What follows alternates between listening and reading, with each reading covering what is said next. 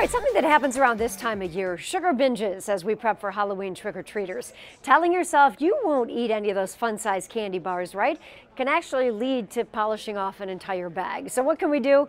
Let's check in with our Chief Health Editor, Dr. Partha Nandi. All right, hi, doctor. So good to have you with us.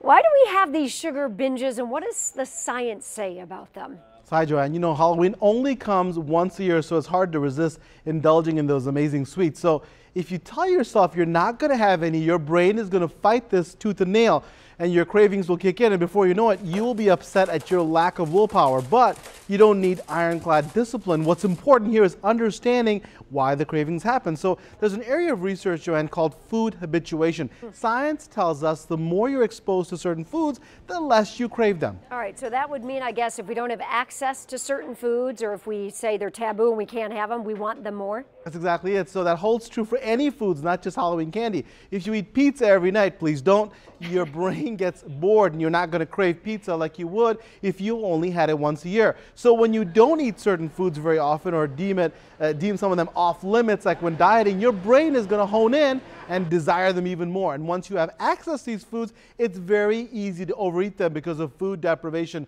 backlash. It sounds to me like moderation is the key then with all of this, but let's talk about your prescriptions for dealing with this. Yeah, I agree with you, Joanne. So you need to make peace with food. Banish your list of forbidden foods, and this will help lower your intense yearning that can lead to really overeating. Number two is eat the foods you desire, but do it in moderation. Like you said, before deciding on what to eat, ask yourself this important question: will it nourish me, and do I really want it? Number three, don't save calories or make yourself exercise first before eating sweets. That's another form of restriction and can lead to strong desires and binge eating. And finally, don't talk negatively about yourself. Very important. No one has ironclad willpower or perfect self-control. Instead, think positively about yourself and focus on what you can accomplish, and that'll really make the difference. I think it's such an important message to send to people. All right, for Halloween night, before the trick-or-treaters and all that, do you think having a healthy meal beforehand is a good idea? Absolutely, Joanne. So filling up on healthy carbs, we talk about like veggies, whole grains, legumes, and fruit, will certainly help reduce the cravings for less healthy carbs like that Halloween candy.